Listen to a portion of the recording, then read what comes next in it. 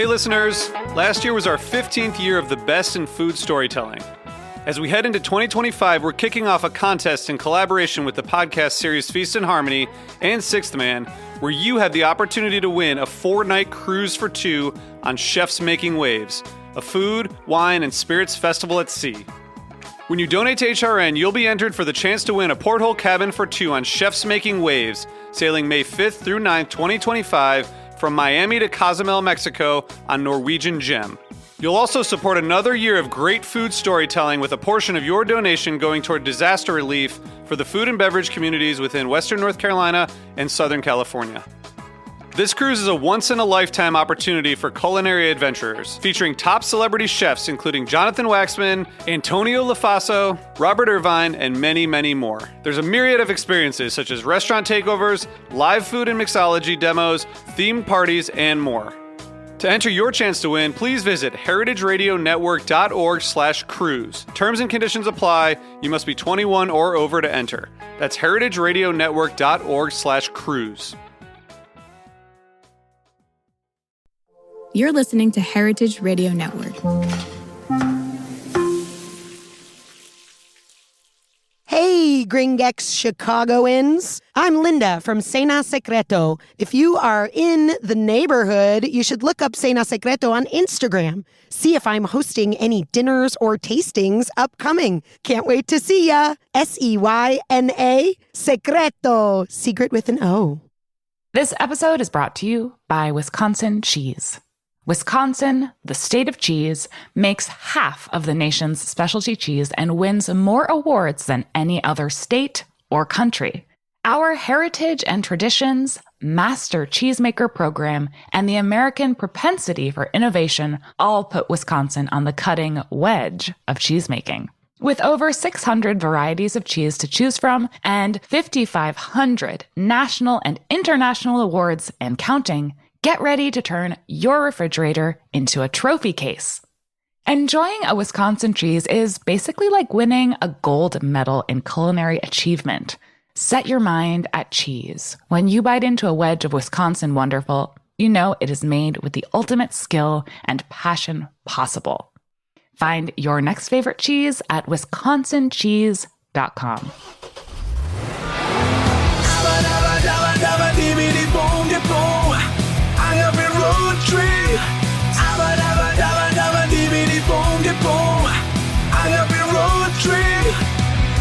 I'm Lou Bank, and I'm frankly a little bit nervous, but this is still Agave Road Trip, the critically acclaimed award-winning podcast that helps Gringex bartenders better understand agave spirits, and rural Mexico. And I'm frankly a bit nervous because this episode is about rural Mexico, and very specifically about how rural Mexico is being impacted by the changes at USAID.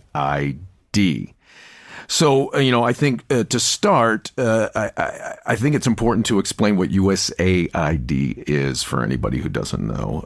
It's the United States Agency for International Development. It's an independent agency of the U.S. government. It's primarily responsible for administering civil foreign aid and development assistance. It was established by the Foreign Assistance Act of 1961. That was passed into law September 4th of that same year by Congress.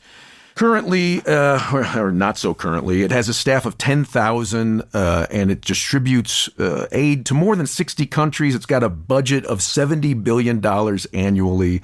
That's around 1% of the federal budget. In 2023, fiscal year 2023, USAID dispersed roughly $44 billion of aid across 160 countries and regions around the world. And that's about 2/3 of the U.S.'s total international aid budget of $65 billion annually. That's the most of any country by far, but if you're looking at aid as a percent of GDP, it puts us behind Germany, Japan, the UK, France, Canada, and Italy. My point just simply being that we're not the only ones who do this, but we are the biggest. And now, in essence, it's being shut down by the current administration. So The title of this episode it's the Tale of Two USAIDs. And, I like doing cutesy titles, but I don't think this is a cutesy topic. And I used it very intentionally because I feel like what we're talking about here is two very different USAIDs. There's the USAID that is presented in the justification, if you will, of what is either a pause or a shutdown, and then there's the USAID that I know and that my friends know, right? So to put a fine point on this, the way this was presented in the news is that Marco Rubio says this is a suspension, a 90-day suspension, and a quarter of USAID and a quarter of USAID staff is on paid leave, and others are being released. There's a bunch of court challenges, so we're not really sure where the staffing stands. But according, anyway, to Marco Rubio, Secretary of State, who has now taken charge of USAID, it's just a suspension. But this was all started when Elon Musk and the Department of Government Efficiency said that President Trump had agreed to shut down USAID. So what did they use as their excuses for shutting it down? There's just a laundry list of items that I've seen in print as the excuse. And they were, in essence, saying that money was being misspent. Well, look, anytime you get any agency, any organization that has that kind of budget, you're going to have some foolishness in there, right? But I looked at a laundry list of items that did not reflect reality. If you look at the first thing that really hit the news, it was this claim that USAID had given $8 million to Politico. Politico is a media company that covers politics.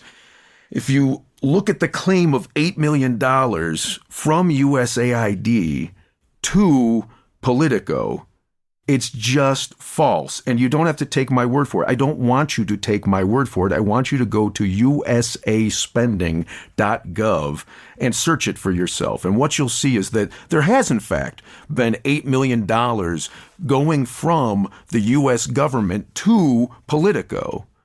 But it's not from USAID. $42,000 of that was from USAID, and the rest was from different departments of the U.S. government. So in 2016, September 2016 was the first payment that the U.S. government ever made to Politico, and that payment from the U.S. government to Politico was $21,475. That number jumps to $227,680 in September 2017. So at this point, Trump is in office. And in fact, if you look at where the money came from, that specific expenditure, that $227,680 is it's not the only payment from the U.S. government to Politico that year, but that specific payment is from the executive office of the president. And I point this out not to say, hang on, there's something suspicious going on with President Trump. I point that out to say, even within his office, he couldn't manage all the expenditures enough to recognize that this money was being spent with Politico. So I then start going through the rest of these claims of misappropriation of funds. And the next one on that list was $7.9 million to teach Sri Lankan journalists how to avoid binary gendered language. Well, look, it took me the better part of 4 hours to actually go through the expenditures to find the truth in that. And the truth in that, $7.9 million to Sri Lankan journalists. Well, I found under, again, usaspending.gov. This is a great tool. Use it for yourself. Don't take my word for it. There was a payment of $7.9 million to Sri Lanka from USAID. That was a grant made to the International Research and Exchange Board that ran from 2017 to 2021. Again, pay attention to those dates. The grant is earmarked for media empowerment for a democratic Sri Lanka. So, what exactly does this mean? Well, I searched the IREX website for indications of their specific activities in Sri Lanka, and I got a whole bunch of stuff. But, and I'll share this in the episode notes, but I think the most important piece to get down to is that there was a grant called, the amount was, where'd it go? Here we go, $4,685.98. So less than $4,700, that support for development of media gender charter, train women and minorities on media content production, manage a fellowship program for Sri Lankan journalists. So, okay, I look at this and I start thinking, am I going to have to go through every single item to point out all of the fallacy here before somebody will stand up and pay attention to the fact that this just isn't really what USAID is about? So, okay, so then what is USAID about? Well, my first interaction, my only real interaction with USAID was 30 years ago. It was 1995 or it was 1996. I was a part of a group of people organizing a boycott of Thailand. At the time, Thailand was the world center of child sex tourism. And the tourism department of the Thai government was, at the time, circulating ads suggesting that people who wanted to harm children could find easy access there. So, that's one picture, and it's why we were boycotting, was we wanted to send a message to the U.S. government. But at the same time, we were contacted by a guy named Sampap Jantraka. He was the founder, the Thai founder, of an NGO, a non-government organization, basically a non-for-profit, called the Development and Education Program for Daughters and Communities. Basically, the situation was that families were selling their daughters to human traffickers, sometimes thinking that they were sending them to be educated.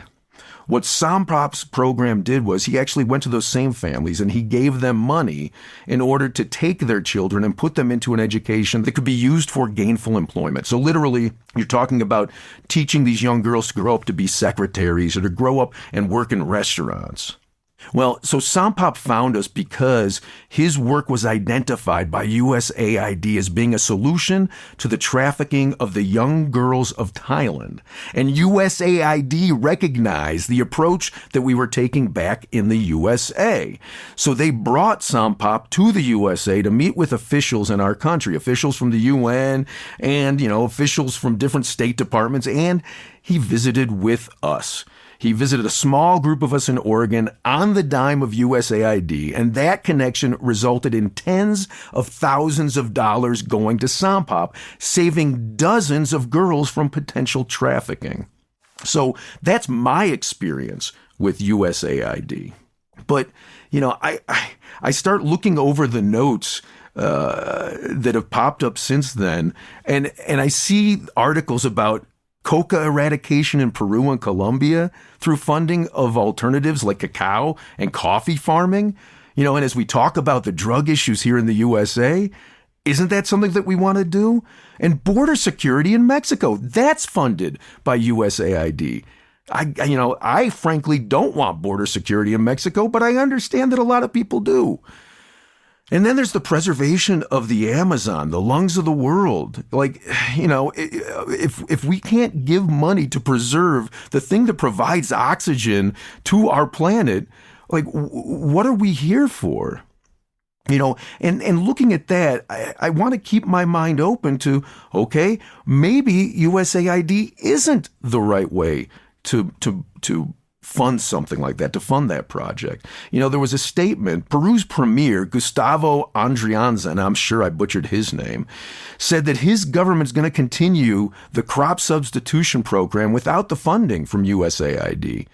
The Peruvian National Commission for Development and Life Without Drugs, known as DAVIDA, declined to comment on the new U.S. administration's freeze, but a former chief of that organization, Ricardo Soberon, said that USAID's pause is an opportunity to look at the partnership and look at that program in a different way. The quote that he told the AP, the Associated Press, was, "It has always been conditional assistance with politics involved. It has been minimal, often delayed, and not integrated with the actions of the Peruvian state."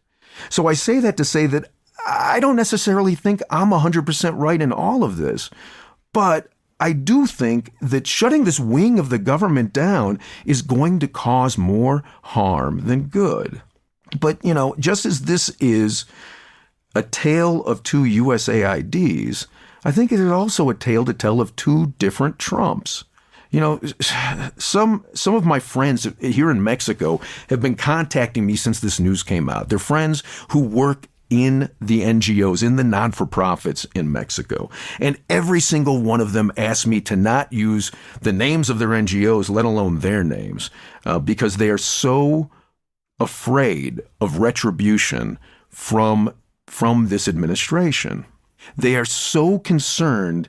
They believe that maybe this will all come back together and the aid will be turned back on. And I hope they're right. But they are so concerned that if they speak out against it now, that'll never happen.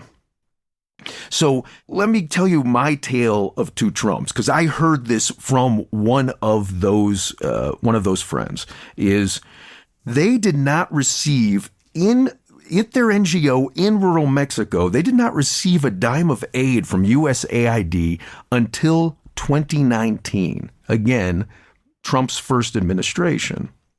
And that funding came very specifically from a program put together largely by Ivanka Trump. She started a program that was supporting women around the world. And it started with initially it was said it was going to be a $50 million fund, and then expanded to $300 million. And she was trying to raise $1.6 billion for this very specific fund. And my recollection is, at the time, if you don't know me, I am a very liberal person. I am a bleeding heart liberal. I have a lot of friends who are conservative, but I am a bleeding heart liberal. And a lot of my bleeding heart liberal friends made fun of that $50 million going towards this program for women. And then when it was bumped up to $300 million, they didn't say anything, but they belittled it.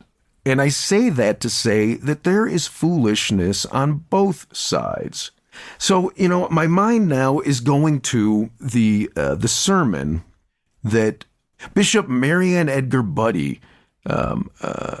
gave at the inauguration. And if you haven't heard that, again, here, I'm going to put a link to it in the episode notes. But if you didn't hear it, in essence, it was her call for President Trump to show mercy. And the reaction to that very simple, very beautiful message was not so beautiful. So, she was later, a few days later, interviewed on All Things Considered on NPR. And what she said there was, "I don't hate the president, and I pray for him. I regret that the sermon, was something that has caused the kind of response that it has, in the sense that it actually confirmed the very thing that I was speaking of earlier, which is our tendency to jump to outrage and not speak to one another with respect." And I know exactly where the minds of listeners are going, whichever side of the spectrum you're on. And that is to think, yeah, they are being outrageous on the other side, when in fact there is outrage on both sides. And I don't see that as the answer. I think that is the crux of the problem. I saw an online pundit, a liberal-leaning pundit, one of my people. I saw that he shared Bishop Budde's sermon, and part of what he wrote, get ready with the beep here, Roy. Part of what he wrote on his post to X was, "Bishop Budde stared down authoritarian fascism and said, 'Not today, motherfucker.'" Well, that's not at all what Bishop Budde said. What I heard in Bishop Buddy's comments. What I heard in Bishop Buddy's sermon was love. You know, anybody who knows me well enough knows that I identify as an apathetic agnostic. I don't know and I don't care. It's not going to change my behavior one iota if there is or is not a God.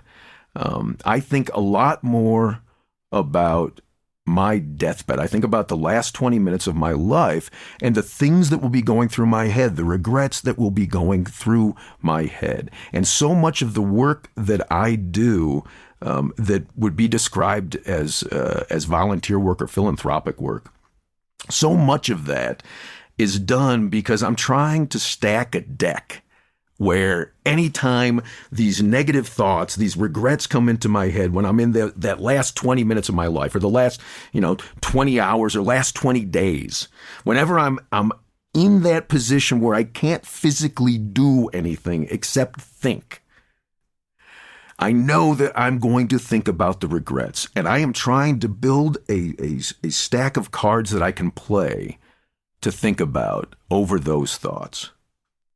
And then I think about how somebody who's in the position of a presidency, every single day, they've got to be making decisions that will affect people's lives both positively and negatively. It's very rare that you affect everybody positively.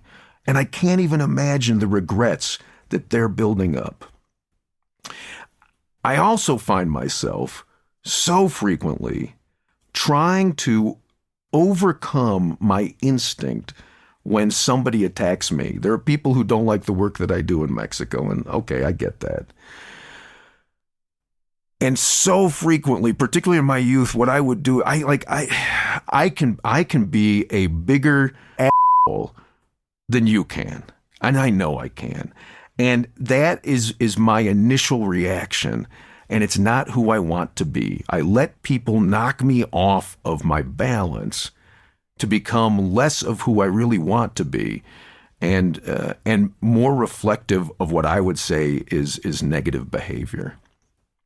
And I think that's got to be somewhat true of a lot of people. And I think maybe that's also true of our current president.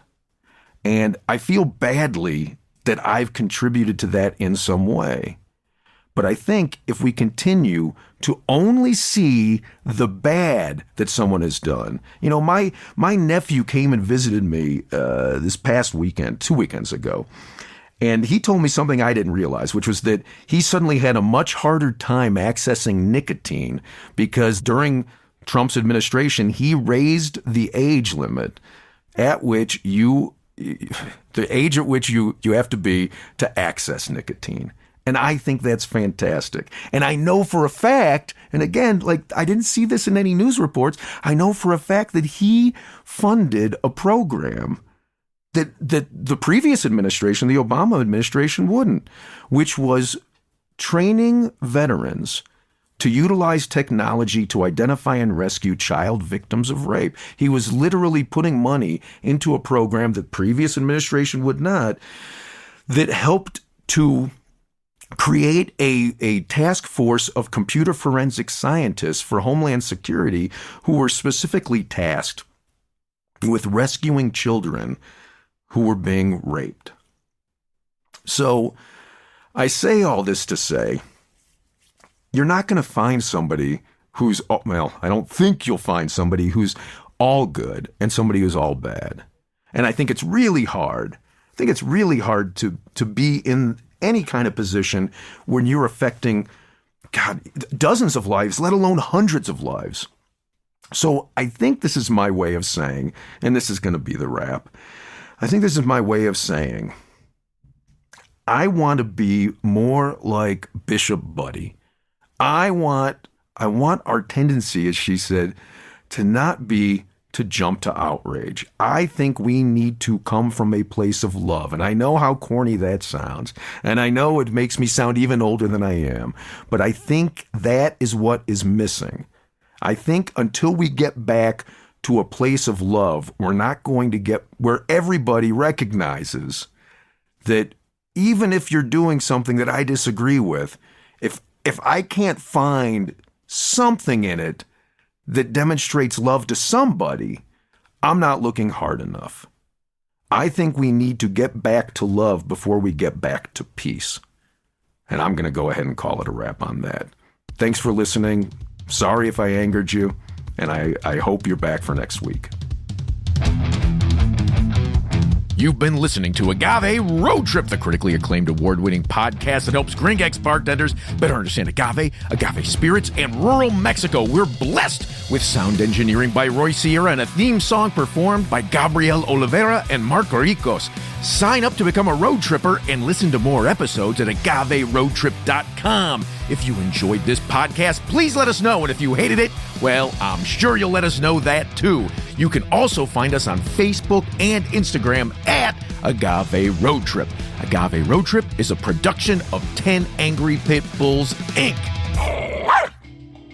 Agave Road Trip is powered by Simplecast. Thank you for listening to Heritage Radio Network. Heritage Radio Network is food radio supported by you. For our freshest content, subscribe to our newsletter. To subscribe to the Heritage Radio newsletter, enter your email at the bottom of our website, heritageradionetwork.org. Connect with Heritage Radio Network on Instagram and Twitter at @heritage_radio. You can also find Heritage Radio Network at facebook.com/Heritage Radio Network. Heritage Radio Network is a nonprofit organization using the power of educational storytelling about food to build a more equitable, resilient food system. Heritage Radio Network couldn't do that without support from listeners like you. Become a part of the world's most innovative community today. Subscribe to the shows you like, tell your friends, and please join the Heritage Radio Network family by becoming a member. To become a member of the Heritage Radio Network, click on the beating heart of our homepage. Heritage Radio Network can become addictive. Programming you hear on Heritage Radio Network might lead you to eat, drink, and listen to more programming on Heritage Radio Network. If you drink, please do not drink and drive. Drink responsibly, drive responsibly, eat responsibly too, and listen to Heritage Radio Network responsibly. To listen to Heritage Radio Network responsibly, wear protective earbuds. While wearing protective earbuds, do not drive, do not walk either. Sit in a comfortable chair. If that comfortable chair has a hard seat, please remember to stretch every 30 minutes. If you stretch every 30 minutes, please stay within your defined stressing capacity. And consult a doctor who specializes in stretching. If you don't have a doctor, maybe Dr. Ryan Acock, the Cocktail MD, can help you out. Thanks for listening. Agave Road Trip out.